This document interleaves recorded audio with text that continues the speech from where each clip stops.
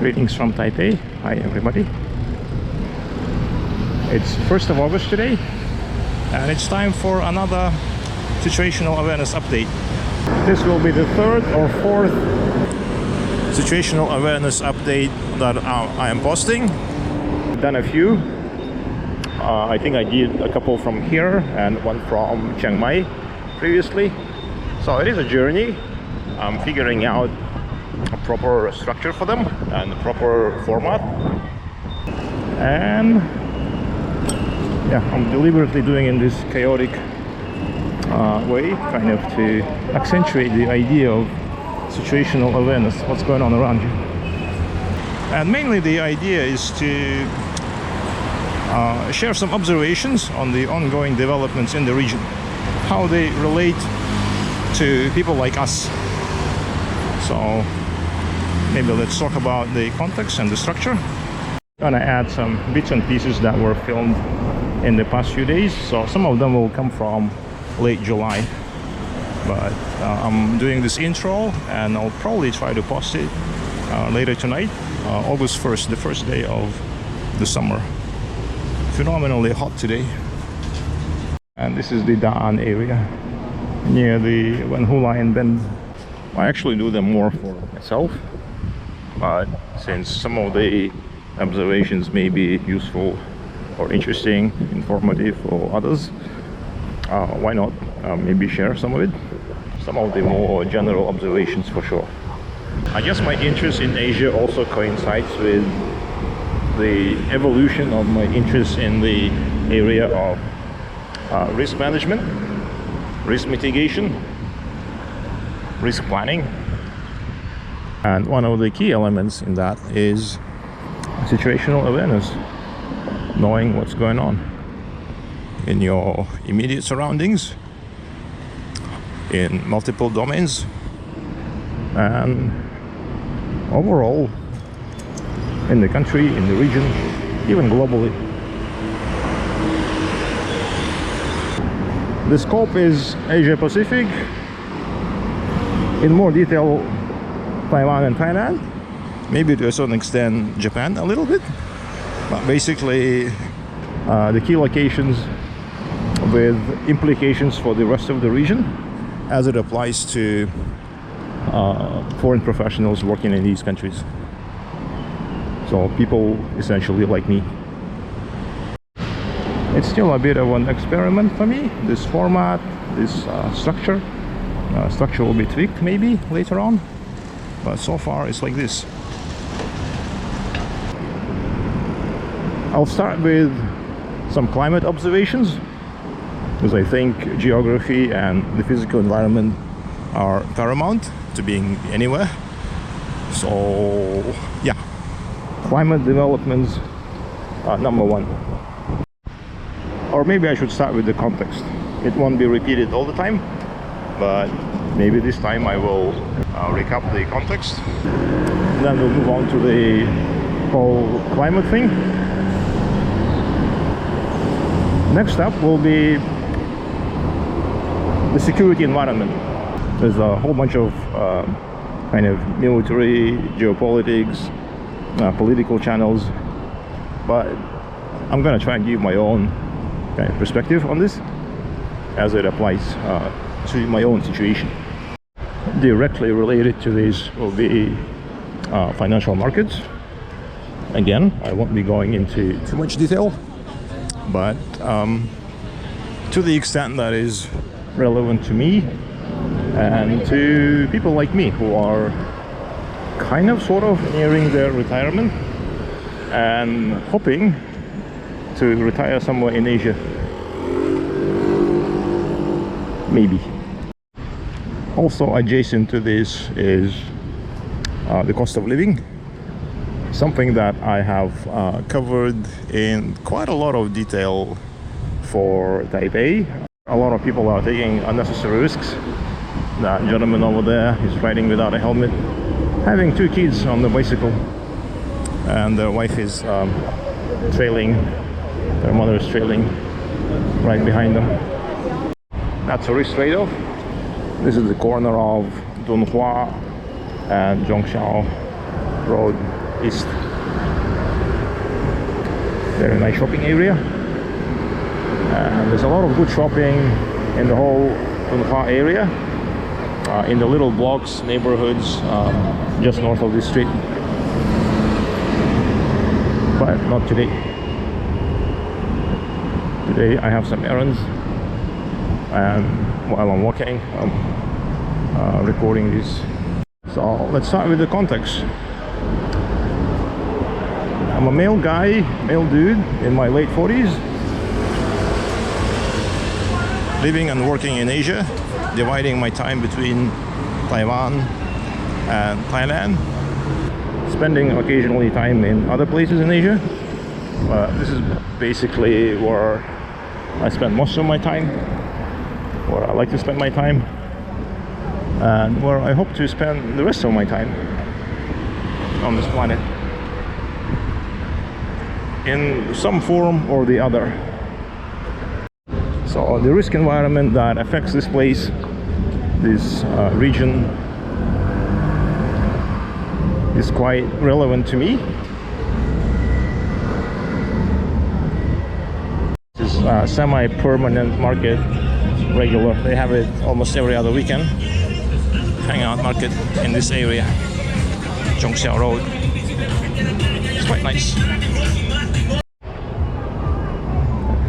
Living and working in Asia means that the person is exposed to the same, mainly to the same general country risks as anyone living here, but also there's a unique set of risks that affects foreigners. Some of the regulatory risks, like visa situation, which is quite fluid in some places like Thailand, more or less stable in Taiwan, but the illusion of stability can be misleading. For instance, see what happened in Japan about a year ago.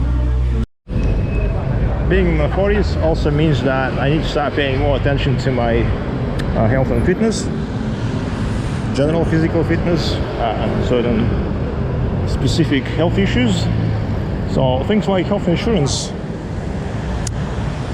are becoming more important to me than they were when I was 20 something, even 30 something.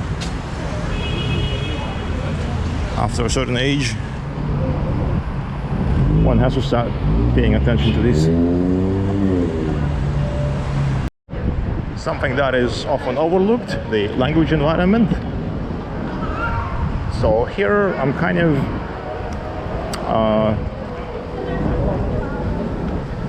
middle of the ground, I guess.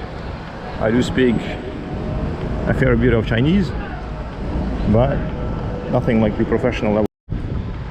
It is quite important. You need to know, you need to understand what people mean in your environment. You need to understand the language of the country you're in, the environment you're in. Let's say, for instance, if there's a fire alarm in a building, right? You're probably going to hear that, but there will be some specific announcements that won't necessarily be in English. So it's an important factor. So I do speak a fair bit of Chinese, but nothing at a professional level. Oh, let's try and use this kind of four-way intersection. Woo! Diagonal crossing. So they have quite a few of them here in Taipei, much like in Tokyo. So I was saying, I do speak a fair amount of Chinese, but it's not enough for a lot of situations, especially in work meetings. It's definitely not enough, and for reading comprehension, it's definitely not enough, even though I've spent an inordinate amount of time trying to learn the traditional characters. My Thai is almost non-existent. I basically know a few phrases, and it's a language that is both easy and difficult. It's a tonal language, much like Chinese, but at least, unlike in Chinese, the script is phonetic. Or maybe that's something I'll put more effort into learning. So when it comes to Japanese, yeah, it comes and goes.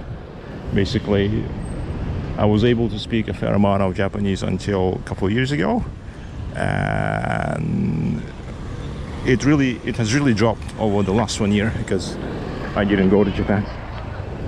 Basically, when it comes to languages, I'm having linguistic challenges. Although that doesn't really affect me in everyday life and work. Not in the slightest. So this will probably wrap the personal context. It's going to be more relevant to people like me, male guys in their late 40s, mid to late 40s, who are still working in Asia and hoping to retire here. That's the context. So let's start with climate and weather.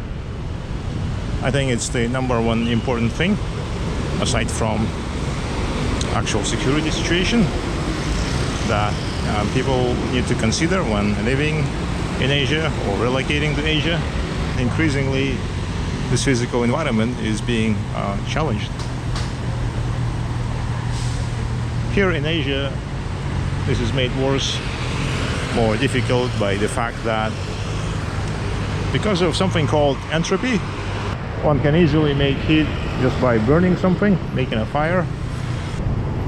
But creating coolness, lowering ambient temperatures, requires a fairly developed environment, fairly structured, organized environment. You need the electricity, the air cons, and all kinds of stuff. So warming in that context is a bit of a problem here in Asia. Another big problem is moisture, humidity. The amount of typhoons and heavy rains, flooding is increasing every year. This year's typhoon season started quite early, I think in June. First significant typhoon was number 9, Typhoon Bavi. It happened on July the 10th. It spared Taiwan. It did lash out along the China coast before turning northeast. Along with it came major heavy rains that caused some devastation in mainland China, in the Guangxi province. So that was Bavi. And then over this weekend, July 24, there was another typhoon, number 12, Typhoon No, that struck southern China and caused widespread damage and possibly quite significant casualties as well. So far, Taiwan has been spared from typhoons. Two worst areas to be in this regard are probably China and the Philippines.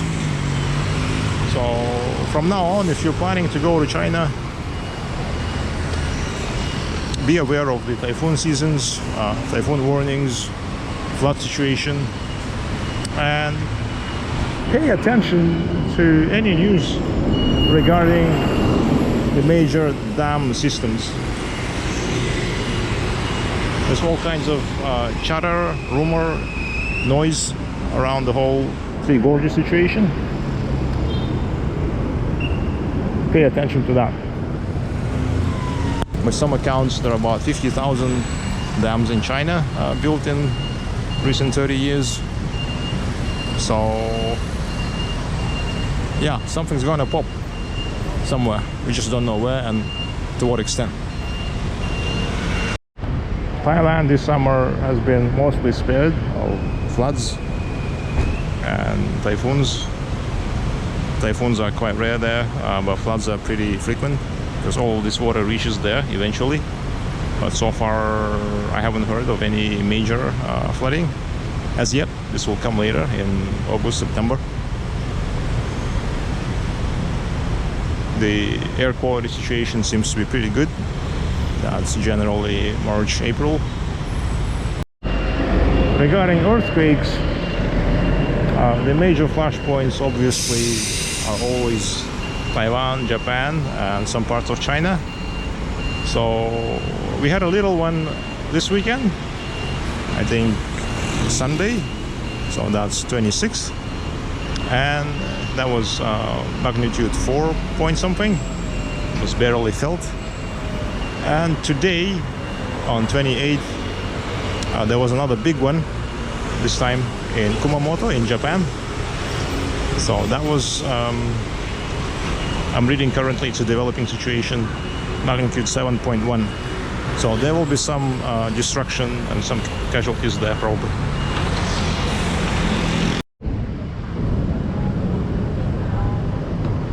So far, with regards to typhoons and earthquakes, aside from the flooding in China and the Philippines, most of the things that are happening in Asia are kind of pushing the envelope, but still within the tolerances, what is to be expected. But it's getting worse. The heat, myself being in my 40s, pushing 50, I'm already starting to feel a bit of a heat exhaustion. Long gone are the days of aimlessly wandering around Taipei. Now it's either nighttime or from one aircon to another, sadly. So the overall verdict is, climate-wise, even though it's steadily getting worse, Taiwan and Thailand and Japan can still be recommended as a place to stay, to do business, to live for the time being. A little side note on Hong Kong. I did a quick short trip in June, and it was super humid. So that was in June, and now in late July they had a pretty bad typhoon, probably one of the stronger typhoons. Yeah, it's the same typhoon Noel number 12 that hit Shenzhen and the rest of the Guangdong province. The Hong Kong infrastructure is still quite strong. I think it will hold up for possibly a long time, but it is a factor. Now on to the regional security situation, i.e. China. The PLA Navy and PLA Air Force activity around Taiwan has been mostly within, at least volume-wise, has been mostly within kind of the new normal, which was established just before the COVID start. China dramatically increased its presence, and it's never actually gone down since then. So for the past 6 or 7 years, we've been having near constant activity around Taiwan. So in the past couple of months, it hasn't really shifted in any way, volume-wise. Air incursions are still happening. Naval presence maybe has slightly increased over the past several years. Generally, this is happening kind of maybe a couple of dozens of airframes or hulls every 2 or 3 days, maybe once a week, with some breaks for the typhoon season, obviously. the implication here is that the PLA Navy and Air Force are accumulating experience of doing these exercises. That is one implication. The qualitative shift is that now there's an increased activity on the Coast Guard, China Coast Guard part, which kind of points at China's willingness, at least, or desire to establish some sort of a quarantine. So that's something to be taken into account. The other troubling development, obviously, since March this year is that the US is kind of stuck hopelessly and kind of ridiculously in Iran, or in the Middle East, with its Iran debacle. It was very stupid of them to do so. Incredibly stupid. Look at this train. The one who line. I like it. So anyway, we'll see if they are able to disentangle themselves out of Iran. Maybe not anytime soon. On the other hand, we're seeing increasing role of Japan in regional security affairs, and kind of a nascent alliance between the Philippines and Japan. You might have heard about the pending transfer of several 5 or 6 Japanese destroyers, the Abukuma class, to the Philippine Navy. So it's an interesting kind of affair in its own right, technically and kind of politically.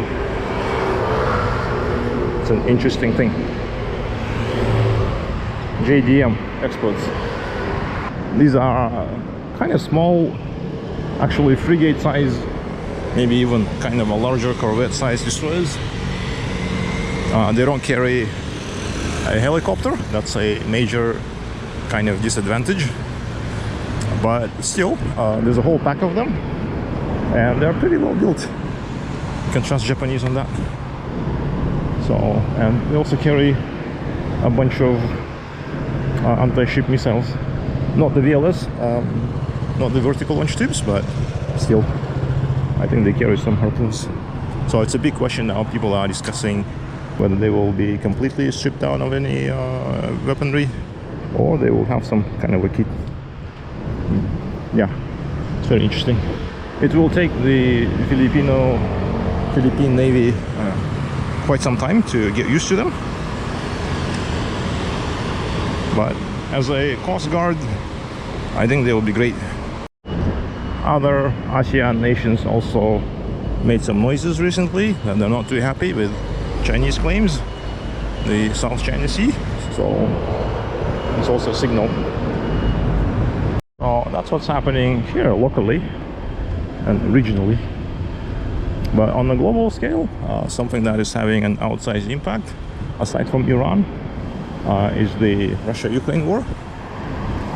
Specifically, the very effective efforts on Ukraine's part to blockade Crimea and to disrupt as much of the Russian logistics as possible. And this has kind of double-edged implications for Taiwan. Both the Taiwanese and the Chinese, I'm pretty sure, are watching very closely the Crimea situation, the Russian strikes on the e-commerce hubs, the oil and fuel infrastructure in Russia. So it's all being observed with very keen interest. It has both positive and negative implications for the potential defense of Taiwan. So the verdict on the security situation here is that it continues to be tense.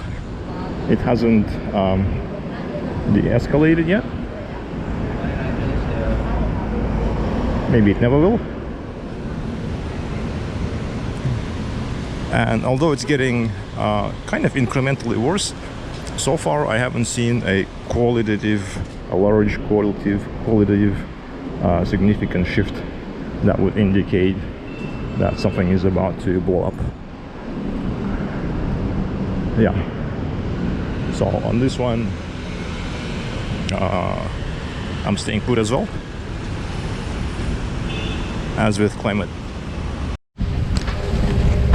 Now on to the economic side of things. I hope this Taiwan breakfast shop is a suitable background for this. On the money and markets, everybody has seen the crazy volatility in the Asian stock markets. The Nikkei 225 index up and down. Kospi has been particularly volatile in South Korea, and even the Taiwan Stock Exchange has shown tremendous growth over the past few months. It's been kind of a roller coaster for a lot of people, especially those watching the Korean market, which I am not, which I don't. But basically my approach is quite simple and quite diversified. Lately, however, I kind of regret not taking some individual positions in certain companies some years prior, especially in the HVAC air conditioning field. Yeah, especially in the light of the heat waves in Europe. People are scrambling for air cons. So that was my mistake. Maybe I still have time to rectify some of it. If you follow financial and economic channels, you will know that much of the recent growth has been AI and semiconductors in Asia. So without those, it's a lot more stagnant than that. Overall, I still anticipate a wider sell-off. I've been talking about since spring. Global equities dropping by quite a lot.